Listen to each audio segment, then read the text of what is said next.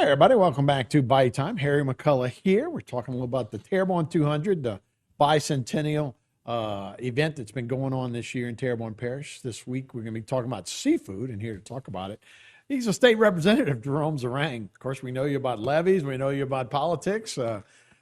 How do we know you about seafood? Well, actually, I cut my teeth on seafood, so to speak. My first job after graduate school, my degree is in fisheries biology. I got a master's from LSU. My first job was to work here for LSU Sea Grant, working with the seafood industry. So I got you. Had a extensive background in working with both from the biological aspect, but working primarily with seafood processors, shrimp industry, oyster industry, but working with a lot of the different folks trying to work with them to enhance opportunities for the seafood industry when I first started. Yeah, interesting. And, as we all have, Terrebonne Parish back in the day was trapping and seafood, right?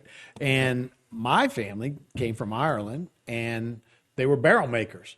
So they ended up, I think they came from New Orleans, went down the ports, ended up in Thibodeau, and they made barrels, right? And started making barrels for seafood and that kind of stuff. So that's how we got here. So yeah, we all ended up here some kind of way. So interesting thing about seafood, and like I said, that's definitely that's the roots of our parish for sure. So what will you be talking about? So just basically giving folks a background of the seafood industry, the significance of the seafood industry, how important it is to this region, and also looking at some options on into the future, because there's some challenges with the seafood industry right now, primarily because of habitat, imports, the price associated with what the fishermen are getting, and some of the challenges that they have.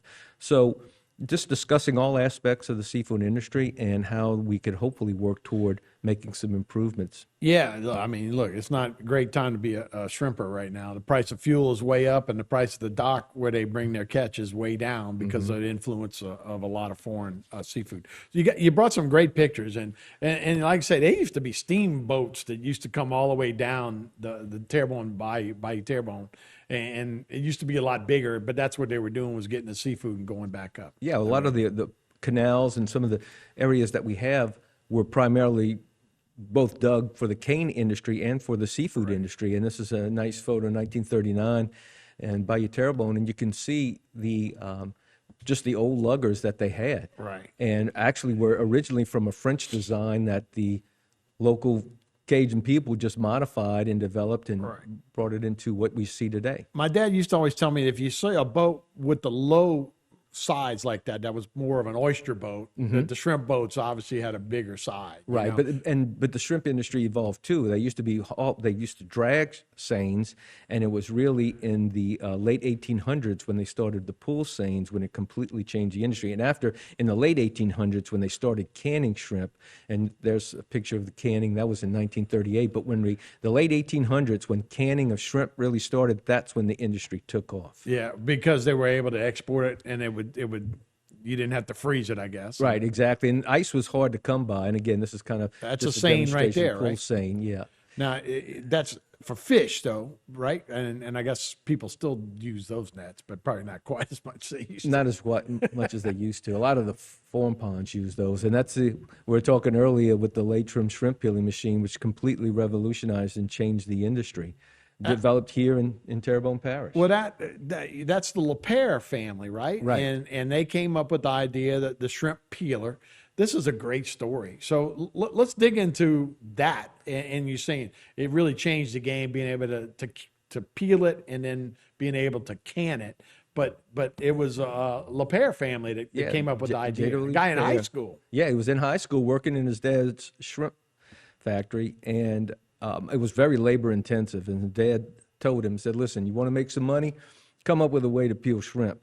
And he would think about it, and he was 16 years old working in the plant, and one day, as the story goes, he stepped on a shrimp and it kind of squeezed out of the shell. So he often refers to how he kept thinking about how he's going to come up with a way to peel shrimp. And he was in church, and when he should have been praying, he was thinking about shrimp peeling machines. And he actually came up with an idea and used his mom's washing machine with the old rubber rollers to prove the theory and the technique, which worked, which inspired his daddy Emil. And his dad's brother, his younger brother, was an engineer.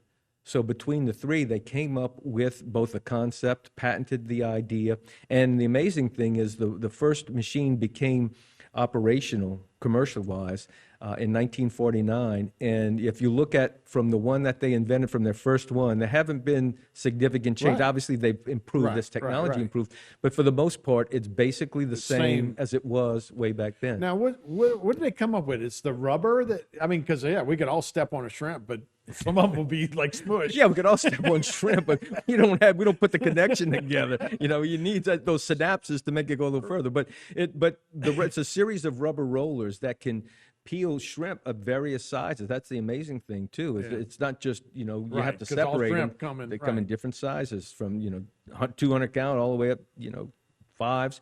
But it peels all these different shrimp of various sizes, which is amazing. But there's a series of rollers that it goes through, and it just kind of squeezes out the meat. That's pretty interesting. And then, of course, canning it and being able to get it out here and get it on interstate, and whether it be trains or trucks or wherever to move along. Those little pairs are on the high end thinking a lot, right? And I know they still have the Latham in Yeah. New Orleans now, that the LePaire stair. Anybody that's familiar with boat stairs or work where you have to have a stair, you can't have a big runway. You got to go almost straight up. But a LePaire stair helps you do that. Yeah, So the Latrim Company's done some amazing things. There's another invention here in Terrebonne Parish with oysters. it'll be at the Civic Center at 6:00 on Yes. Thursday. Yes.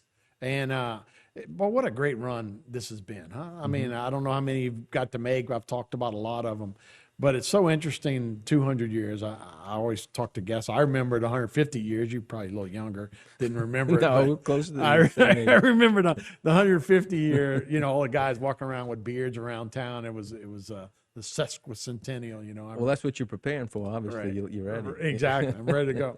Now I'm just hiding a double chin now, but I wish I wasn't. But so let's talk about what you're going to talk about, and we talked about shrimp a little bit, but they will have shrimp cocktail, right? Yeah, well, actually, no, we won't have shrimp cocktails, but we are going to have shrimp pasta and as we have a couple speakers, and we'll have some slides and opportunities to discuss the importance and significance of the seafood industry for the parish.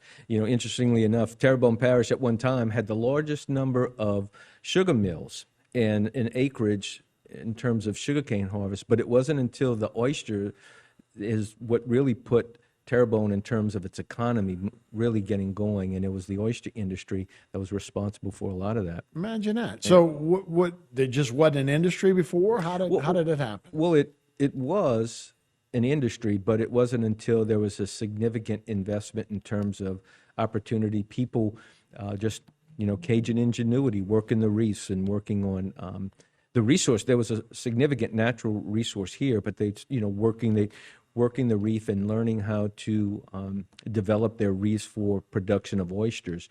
But the oyster industry here was flourishing. Otan Company, Sinax, they all had. Dr. Sinax has a great book on the history of Terrebonne. He has a series of books that are really outstanding. But it was the opportunities that they had in where they brought a lot of the seafood to the French market. So they bring them here and either ice them or bring them up to the French market, where a lot of the seafood was sold. And it was the oysters that really, in terms of productivity and the amount of money that was generated for this region, more so than any other. Obviously, oil and gas after that, but prior to that, it was really oysters. The blessing of the fleets was always an important tradition that we have here in the region, which is really good. Oh yeah, down in Chauvin, it's always great. Still Along is. the bayous, each of the bayous used to have them. And then we were talking about, obviously, we're still watching shrimp here, but the shrimp, and then you said the oysters. But I wonder why that was different than the other, things we were pulling out, whether it be shrimp or again, fish or Well, oysters. Well, even shrimp was labor intensive too. The way they used to do with shrimp is with the boat, and they kind of like a circle, and almost like a seine net is what they use, and it's encircle. They throw cast nets until they found something, and they get out and circle them. But oysters, very labor intensive. You just saw the picture of the tongs, and how they would have to work them. But then when they came with the dredge and really working the reefs, is what it helped increase the opportunities. And the voisins here, they really. We still miss both Mike and Wilson, who were just innovators and both advancing the industry in terms of working to ensure that Louisiana oysters. There was a time when the Food and Drug Administration, because of Vibrio and then just I guess the misrepresentation and exaggeration of some of the issues. There's no doubt that Vibrio is a significant issue. But if you process the oysters and harvest them in the way that we're doing it now, they're safe, and that's the important thing. That that the advancements in terms of how we harvest, refrigerate oysters.